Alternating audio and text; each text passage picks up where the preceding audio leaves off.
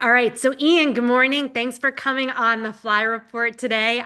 Very exciting news with about the EQ 250 system and Whisper's first piloted flight.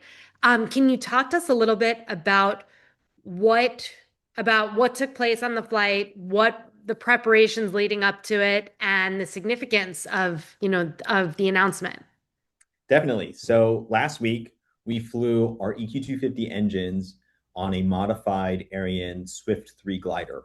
And on that 46-foot wingspan glider, we placed two of them side by side on either side of the fuselage with a battery from EP Systems Okay. and flew over 130 minutes in order to get flight validation data on the engines themselves, as well as acoustic data of this aircraft flying over so that we could get a real good feel of just how quiet our electric engines are. And what we were hoping for was that we wouldn't be able to hear them. And that's exactly what happened. We were flying at 100 feet. The ambient was about 34 dBA. We had measured the glider without our engines on it. And when we flew our modified glider with two of our EQ250 engines on board, we basically couldn't see a difference, which meant that the aircraft without our engines was making more noise than the engines themselves at full throttle. So awesome. And how does that happen? Just because like what was the altitude at the time when that was measured, if you don't mind It was me asking? 100 feet. So it was 100 feet. So that's not that high, and you could barely hear anything.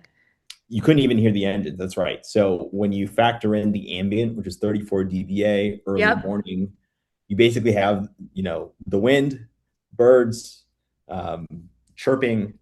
This is something, what we're really trying to prove is that these electric engines are suitable for flights that can happen anywhere, anytime. We were Okay. flying in rural Tennessee, about 100 miles east of Nashville at our flight test facility. And that's a rural location. You don't have kind of like the hustle and bustle of an urban space. That also means that when people fly, or when there's any noise for that matter, it's a lot more apparent. And in order to take advantage of the mobility bandwidth in the third dimension, you really need to be able to fly anywhere, anytime. So these aircraft, these next generation aircraft that are flying, they need to be able to layer into the soundscape and be Yep. so responsible and so community friendly that your neighbors, communities, they won't complain because it's really just a part of your everyday life. And when you can do that, when you can fly at any time without disturbing communities, that's how you get to these really affordable flights that are Yep. for the masses and not just for the select few. That's really cool. So, and how does the 52 dBA with 34 dBA ambient, how does that compare to a traditional vehicle, a traditional type of vehicle of similar specs, just for Yeah, context? I mean, this is the quietest electric aircraft I think that has been flown with a person on it. Awesome. So, you compare this to some of the electric VTOLs that are flying out there. I think Joby has shown their electric VTOL flying with 64 dBA at 100 meters, so 300 feet. Um, it's a much Got larger aircraft, but when we look at the Delta and we compare apples to apples, we're still seeing that our electric propulsion is at least 15 dB quieter than anything else out there. Got it. And And do you expect that that's going to hold true on a larger aircraft or like on that? yes, Yeah, that's awesome. yeah. Really cool. And so, speaking of that, like some of the future use cases for the EQ 250. So this was flown on a glider, right? Mm-hmm. What will this be flying on in the future? I know that last year we spoke to Mark a little bit about the CLA platform. And we know that this is being prepared for civil use cases as well. Can you talk to us a little bit about that?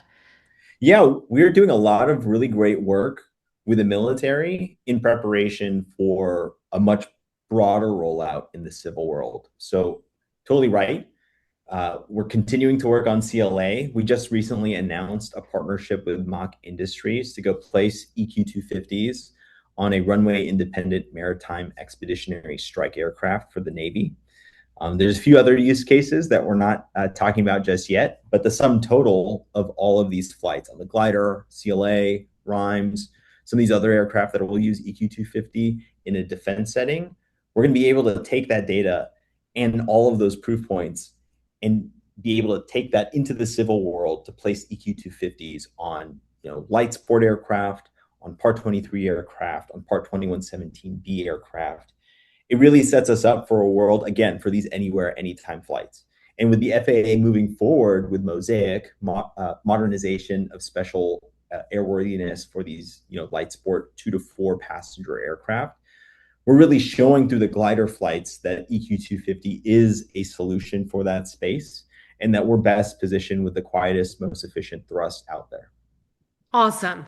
Is there any sense of when this is going to be commercially available? I know we were saying like, post 2023, maybe post 2030, sorry, post 2030, perhaps for the defense CLA platform. Any other sort of rough time frames that people can anticipate? Yeah, I mean, we're gonna continue flying the glider, and we've got customers that are anticipating flying EQ250s before 2030. Okay, We may not be able to share more of that, but flights are continuing.